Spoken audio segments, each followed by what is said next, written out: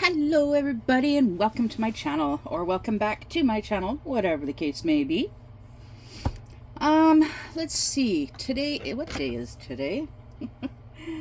It is Wednesday, February 19th. You'd think I'd know that because it was my payday today. So let's do today's birthday. And I'm going to continue doing this until somebody asks me to stop. But I'm pretty sure, you know, curiosity, all that stuff. Anyways, so February 19th. You are conscientious, reliable, and plod along in your work faithfully. You like to travel and a change of scene. You are honest and wholehearted in your love, and it will bring joy and contentment to you. Aw. I like the sounds of that. And today, for cross stitch, I started working on my cartoon kitty. So I got just a little bit done. Just got this much done so far. Excuse me. Yeah, so yeah, that's all I got done so far. And that's the one that popped up when I spun my wheel. And when I spun for my cross stitch, and I spun my wheel for a diamond painting to work on, and I got my flower basket. So I've been diligently working on my flower basket. So and drinking my coffee. Alrighty then. So, I realized I haven't done a video yet today, so maybe I should. Yeah. I was watching, what the heck? There's a drill that doesn't belong. Alright. So I was actually just watching some police body cam footage of people doing bad things and getting caught in the act, or yeah.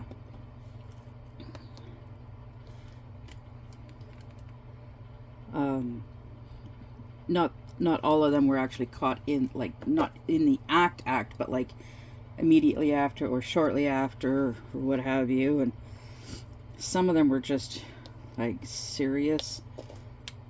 What were you thinking? Why would you do something like that? But yeah, some people just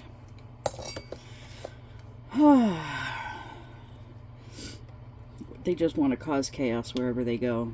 The bad kind of chaos, not the good kind of chaos like we have on my Saturday lives and my Sunday lives and everyday lives of Jill from Diamond Painting with the Edwards Family. See, I'm still, for those of you who've been around for a little while, I'm still having to remind myself exactly how the name of the channel is said, because I'm just not for how much I talk about her channel. I don't normally refer to it in that way, because well, I think of it more as a crazy train wreck family. Yeah. Because Jill is one of my crazy train wreck sisters. She's the conductor. She's the conductor of the train wreck family. And then her husband Tom is brother Tom, also known as Uncle Mystery Man on YouTube. And yeah, lots of fun hanging out with them. Yeah. So Sunday, Jill missed most of my Sunday live because she was sleeping, because she was up all pretty late the night before. So it ended up, so it ended up being just Brother Tom and myself, because Katya from Carpe Diem does diamond painting. She she was going to join, but her grandkids came to visit. So, yeah. Real world family comes first.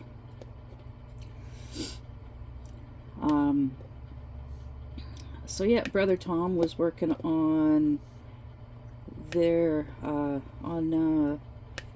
tarot card diamond painting for Tarot and Time event from Diamond Crafts with Eileen. Diamond Crafts by Eileen. Oh my goodness. Just like Jill. Trying to remember how the act. It's Eileen's channel. Any of you who follow Eileen know what I mean. Yeah. I'm gonna try and I'll see if I can put a link to her channel down below. Yeah. No guarantees that it'll work, but hopefully it does. But yeah. Oh geez, that's way too much. There, that's better.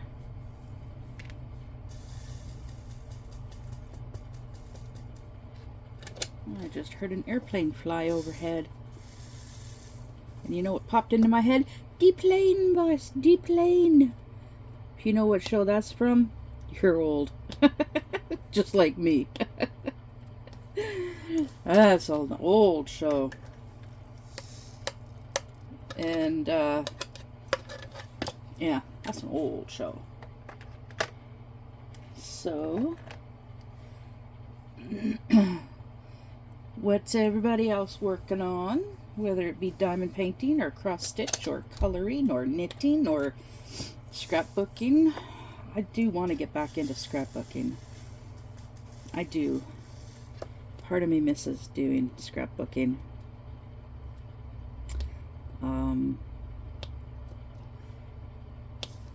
At one point in time, I had a lot of scrapbooking supplies, but at one point in time, I sold a bunch. Practically gave the stuff away. I think I gave like $2,000 worth of stuff. Well, I sold it for $100 because I needed to downsize what I had, and at the time I didn't really care how much money I got for this stuff. I just needed to make room. Well, not make room, but I needed to downsize because I was my stuff was in storage, and I needed to get rid of some stuff to make it easier for moving. I can't remember. I was sort of kind of between places. I was staying at my dad's, and yeah, I had this yard sale from my storage unit, because I was caught in a scam. This guy, met this guy online. He promised me all kinds of things, yada yada yada. I was in a bad living situation. He promised to send me money to help get me out of the situation that I was in, to buy a vehicle, and to he promised to give me enough money to get so that I could buy a vehicle and move into a better place. He made all these promises, and well, then I received a check in the mail for oh god, I think it was $9,500, something like that. Because if it's over 10,000, it's flagged, right? And then an investigation is done. So, well, so I received, yeah, $9,500.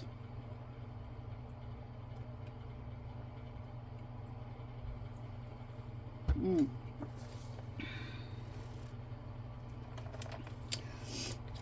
Sorry, I need my coffee. But yeah, 95. Okay, so I took the check to the bank, cashed it, deposited the majority of the money into my account, and he told me that, like, yeah, that money was for me to do with whatever I wanted. The teller apparently the teller was a new teller at the bank, because I asked her, well, how soon can I access the money? And she's like, oh yeah, you can take money out right away. And so I did. I took a couple $100 out and went and hopped on the bus and went home, only to get a message from him saying, well, I'm in the hospital, I need to put money on my medical bill, can you wire some money to this hospital? And I'm like, well, I don't know how to do that. And he's like, well, you go to the post office and you can send it through the post office, and here's the name and address and yada yada. So I went to the bank. I took yeah, he wanted me to send $5,000. So I took $5,100 out of my account, and then I walked over to the post office and I wired the money. And then I was walking back over to the bus stop, to the main bus stop, walking past the post office, and well, I was walking past the bank. Left the post office, was walking past the bank to go back to the bus stop, and this one woman that works at the bank, she calls out to me and she's like, yeah, can you come in and talk for a sec? And I'm like, okay, not thinking anything of it. I go into her office with her in the bank, and she's like, yeah, I didn't get a chance to take a look at this particular check that you brought in, but I'm pretty sure it's fraudulent. Pretty sure it's a fake. And I'm like, say what now? Yeah. So yeah, the next day I was like, uh-oh, what's gonna happen type thing. Got all worried, and yeah, had a little chat with her, and then I went home. Well, I went back to my dad's. The next day I get a call from the bank, from her. Yeah, can you come in? We got the check back. We need to talk. No. So yeah, I go back to the bank. Sure enough, it was a fraudulent check. It was from a legitimate company, but yeah, it was a fraudulent check. So normally what the bank would do is freeze my, like what they could have done was freeze my account. But she understood, thank God, with it being a small town, everybody knows everybody else. Well, long-term residents anyways. She knows my family, I know her family, yada yada yada. And she's like, okay, so because it's the only bank account that I've got, and I'm on disability, so, and my disability checks go into that account. With basically, they would not freeze my account or seize my finances as long as I made a payment every month towards the money that I owed. I owed $5,300 to the bank. They did reverse the money, the rest of the $9,500 that was in my account. They took it out because it wasn't mine. And then yeah, every month after that, every time I got paid, I'd give them like $100 to $150, whatever. But just like within a matter of days of this happening, a friend, an older gentleman friend of mine that had moved to Prince Edward Island, where he was actually originally from, he reached out to me. This wasn't the first time he had reached out to me, but he reached out to me again and offered me the opportunity to come out there and visit and stay for a bit. He would send, and at this point, it's like, yeah, I needed a break. I needed to get away. My stuff was in storage. I was staying at my dad's, so that wasn't a big deal. Because I was, yeah. But I could make payments on my storage unit, online, over the phone. Just call them up, and because they had the info, yeah, I was able to do that over the phone.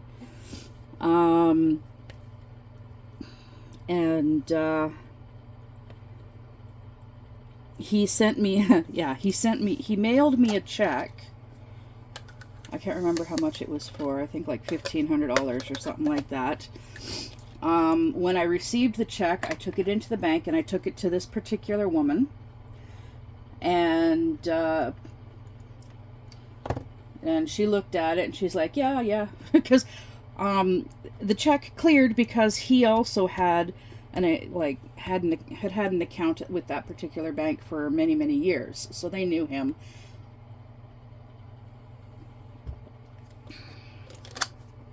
So they allowed me to cash the check. Yeah.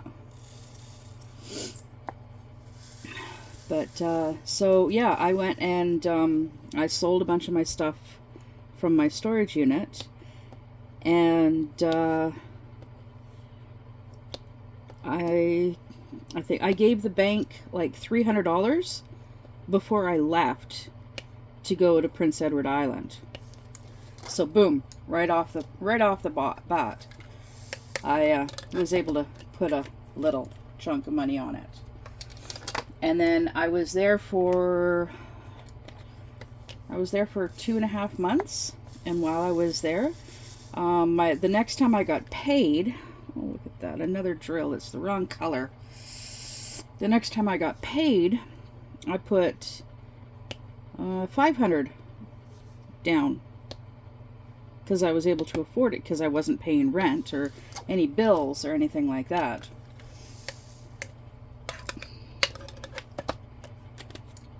So yeah, so then that was handy. And sorry, I gotta check my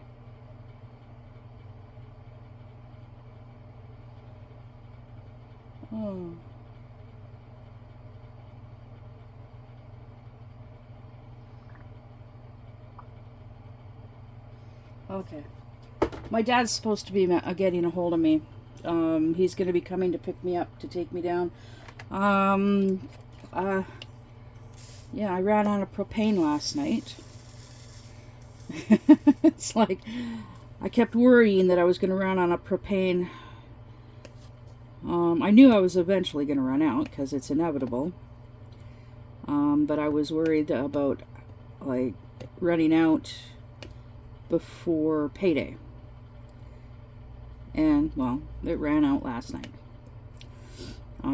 So he's coming to get me. He's going to be coming to get me sometime this afternoon to go fill a tank in town. Unfortunately, that means it's going to be it's going to cost a little bit more. Because of prices. Anyways, so, yeah, I went to PEI. I was there for 2.5 months, and he was like, well, he was trying to talk me into moving there. And he's like, yeah, you can stay here until we can find a place for you of your own, and I can help you get a job at one of the factories. Because, they grow a lot of potatoes on Prince Edward Island. Like right behind the house that he was renting, there is 70 or 80 acres of potatoes, and There's a lady that lived in the house next door. She was kind of like, she was part of the security for the company McCain. They're the ones that do like French fries and yeah, French fries. Yeah, McCain fries. If you've ever heard of them, they're really good. But yeah, she's part of the security to prevent people from like sneaking into the fields and stealing potatoes. But my friend, he had permission to take the oddballs. He could help himself to weird shaped potatoes. Yeah. He never, of course, he never really took very much, but he did have permission. And yeah, that guy he was quite the cook, quite the chef, quite the baker. Oh goodness.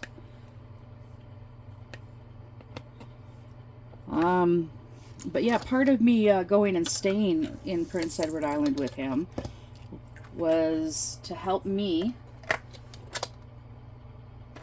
get clean from my addiction.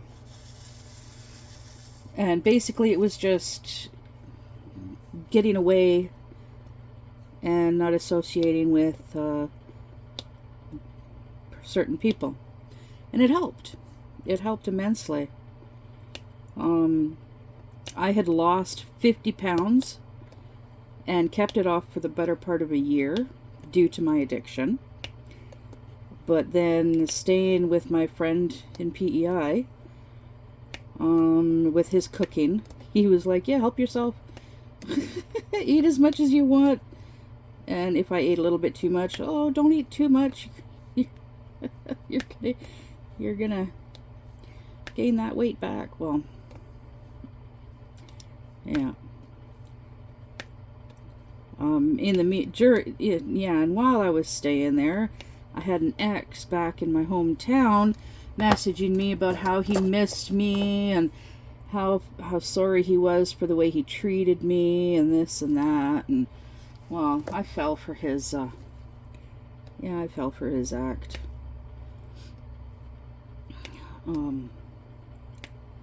I was also missing my family, and it was just too far away from my oldest child, and 4. And it would have been even more difficult being there with in PEI to try and visit my hopefully, possibly someday visit my other 2 children that live on the island.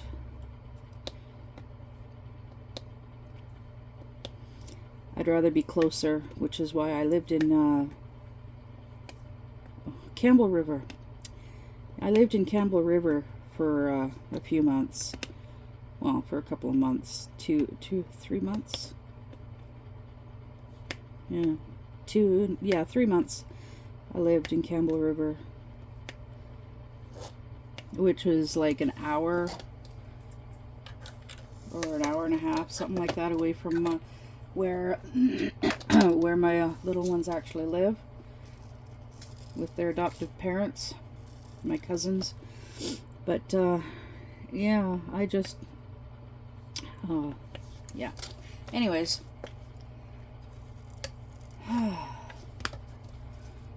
Yeah, PEI, beautiful, beautiful place.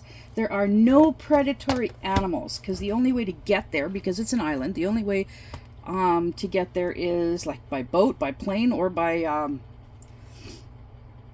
bridge.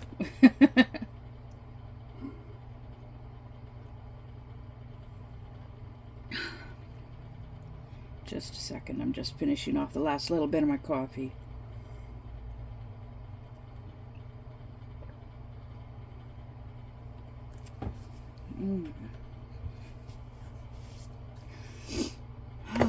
Well, I finished this section.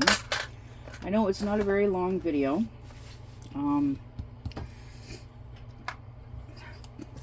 But this is a really nice, I do like this one. It's not, it's like, it's very gentle on the eyes, this canvas. It's very gentle on the eyes. Really nice, pretty colors. Yeah, I think it's going to look great when it's done. Yeah. And the reason I didn't do this row here is because it's too, when I cut it, I cut it the best I could. But this stuff is at times too difficult to see through. Yeah. Yeah, so I'm just doing little sections. Yeah, really little sections at a time. As you can see, really small sections. So the whole canvas is pre-cut, but the bottom row is like that. Yeah. Oh, excuse me. Yeah, so anyways, I'm gonna go, because for my dad to be able to contact me, it's through this particular phone. So I just wanted to get on here and do a short video and share what I'm working on with you guys today. All right. So I guess I'm gonna go, and I'll see you in the next one. Bye.